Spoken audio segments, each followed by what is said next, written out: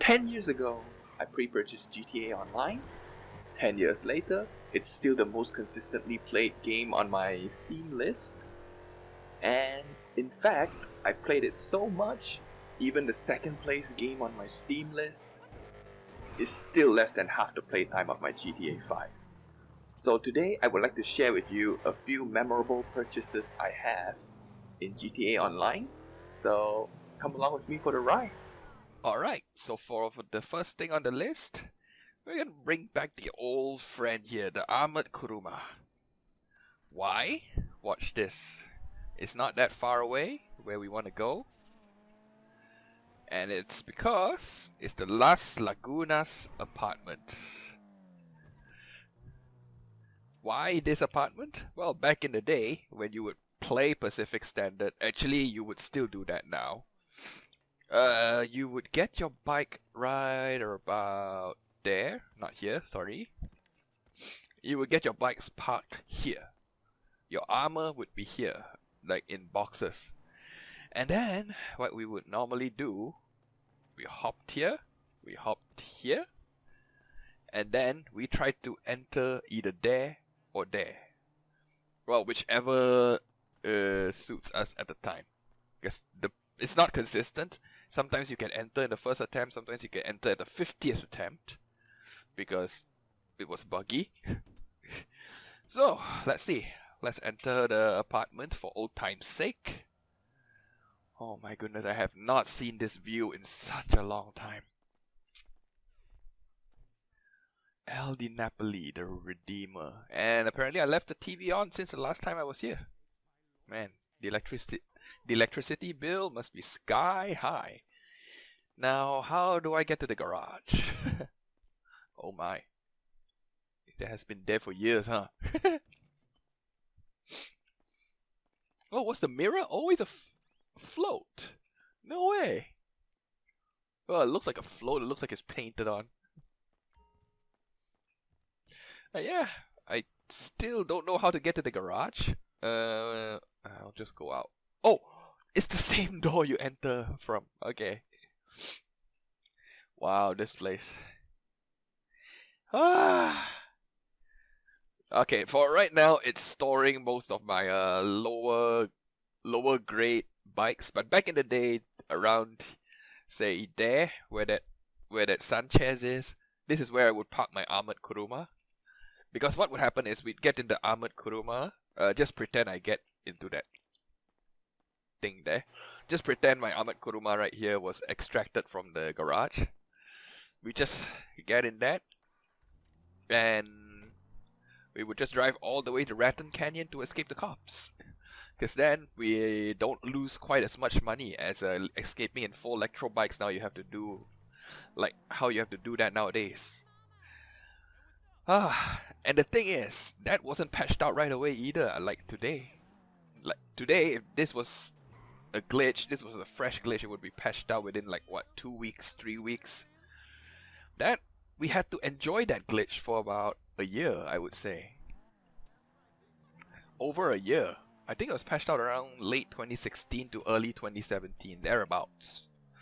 But it was fun while it lasted. But as soon as that thing was patched out, this apartment no longer served the purpose because, well, it has 6 slots, and it's not really like in a good location, I would say. Yeah, it's still nice to revisit this from time to time. Alright, we have arrived at the second thing on our list, and that is, well, a very ordinary golden goose buzzard. Now, what's so special about this buzzard? It's been there since 2013, right? Or 2015 if you started on PC. Well, I did not acquire this until 2021. Oh man. And it was because Rockstar, I believe it was during the Christmas season of 2021, they gave us one singular day, to claim this buzzard for free. The thing is, I already know the value of the buzzard back in the day. It was good. It was good for doing contact missions or mission preps or whatever. And you know what? Back then, the only way for me to get the buzzard was to use the CEO mechanic. Let's see, CEO vehicles, and here we go, buzzard, free. So yeah. Then when I got my buzzard, that was what led me to purchase this. I'm not there right now, but yeah, the hangar in Fort Zancudo. The thing is, I could have bought one in LSIA, but I chose the Fort Zancudo one because then it will give me a free pass to the military base. And I'm willing to pay extra for that. And keep in mind, I bought that hangar in 2021. If not early 2022. So that I can customize the buzzard. Of course, it came in black stock. I painted it gold because I like to reference it to the golden goose you get in the Ballad of Gay Tony, I think it was. Yeah, it was the Ballad of Gay Tony in GTA 4. So yeah, to this day it serves me as a backup helicopter. It's definitely not my first choice anymore. We have the Sparrow to thank for that. Alright, coming in number 3, we have the Thrax. This for me is very memorable because it was the first ever car released on the wheel. You can win from the wheel, and I got it on my very 4th attempt. It took me 4 days to win this car, and it is a car I cherish to this day because I just smacked into a wall. Wait, no. Because I actually find it to be a bit of an all-rounder vehicle. Like before this car came along, my all-rounder vehicle of choice would be the Nero Custom. But ever since this car came along, I think it pretty much usurped the Nero Custom. And not to mention, it saved me almost $3 million on the stock price, so I just had to pay the upgrading price. And also because, well, it was the first ever car, like I said, on the casino wheel that you can win. I won it on the 4th attempt. The fact that I remember that it was the 4th attempt just makes it that much more memorable, I guess, because you don't forget your first winnings. You just don't. It's sort of etched itself into your mind. Alright, let's face it. Everybody knows this place. Eclipse Towers. Let's see, back in the day, 2013, 2014, 2015, you saw Tom Syndicate's video about his 10 pink... Oh, for goodness sake.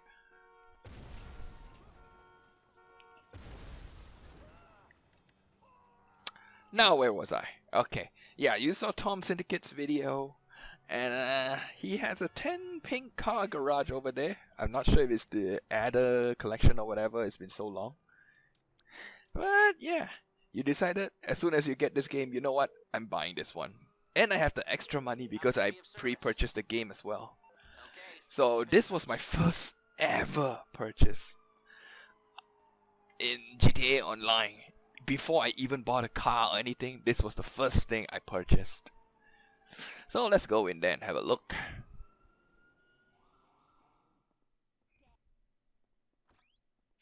Now, back in the day, this was not the interior of the apartment. It used to, you come down the steps, and then I remember you have to walk this way, and then go around, and then the living room would be right there. But now, this is how it is. The heist room is over here on the left. My goodness. This brings me back. When was the last time I ever did a heist here? Man. And I also remember that you can't lose your wanted level just by simply being in your apartment. You can't even enter your apartment if you have a wanted level and it's within sight of the police. Like right now, okay, I just lost the police, but yeah. And, wow. What do we have? We have some wine, we have some green juice. Actually, it just looks like algae I scraped off the bottom of the aquarium. What do we have? A radio, a TV. Wow, it just advertised affordable homes in the most inexpensive home in the game. This cost me $1 million back in the day. Of course, this was not the interior we got. Unfortunately, I have no screenshots of the previous interior. And this is now the new interior. I think it was updated quite some time ago. When was this updated? Hold on. Now you have multiple interiors to choose from. I chose the Regal one. Of course, now if you were to ask me which one I would go for, I would probably go for monochrome because I like the big empty space here. Yeah, monochrome maybe, but I don't want to spend another $1 million on this. Nowadays, what do I use this for? Well, nothing. Well, except the garage, I guess. Let's go to the garage. This used to be my premium storage space for my best cars. It has since fallen down a rung or two on the ladder. Allow me to show you guys. It still stores some pretty okay cars, but the thing is, they are all sedans class now. It went from the best of the best cars to now the sedans class. So we have what do you have there? Super Diamond, Washington, Stratum, Ocelot Hammer. A really regretful purchase, by the way. Because I don't like the way it handles that much. We have the Surge, Asterope, Shafter, Fugitive, Shafter V12, and the Hearse. So, yeah, not much going on here nowadays. In fact, the last time I even left footprints in here was probably when the Ocelot Hammer was introduced. When was that? That was not that long ago. I think it was 1 year or 2 years ago. It was with the bail office, I think. But, yeah. Alright, for my final thing on the list, it is the Tyrus and the RE7B and the ETR1. And also known as the Cunning Stunts Update Supercars. Now, there's a story behind this. Back then, my brother and I were not that well off in GTA Online. I believe we went into the update with around $3.5 to $4 million, which means we either get, one of us is going to have to get that Tyrus, and one of us is going to get the RE7B. Now, of course, the ETR1 was also available, but it came at a lower price point of 1 point something million. So our mindset was like, it's cheaper. It can't be that good. So we immediately discounted that one, and we just considered, okay, there's a Tyrus, there's an RE7B. Clearly one of these is better. But which one? We don't know. And remember back in the day, the RE7B had a bug where it allowed it to reach ridiculous speeds. We did not know that yet. Those were the days before I discovered Brophy 1322, so everything was up to self-experimentation. So, ended up, I bought the Tyrus. I believe it was slightly more expensive. And my brother bought the RE7B, which is, of course, faster. Back then, I believe it was the #1 fastest supercar back then. And the Tyrus was languishing in the midfield, just like today. So, yeah. I feel like this really brings me back to the days where we were not as well off, and we really had to consider what we buy. And Cunning Stunts still is, to this day, one of my favorite updates because it actually brought the proper stunt props to the game. Back in the day, we had to make do with different stunt props if we were to make different racetracks. And today, well, we have proper props with curbs and all that. But yeah, this is the story of back when we actually had to consider our purchases, and my brother decided to buy the RE7B. I bought the Tyrus. Turns out the RE7B was much pacier. It was faster in pretty much all aspects.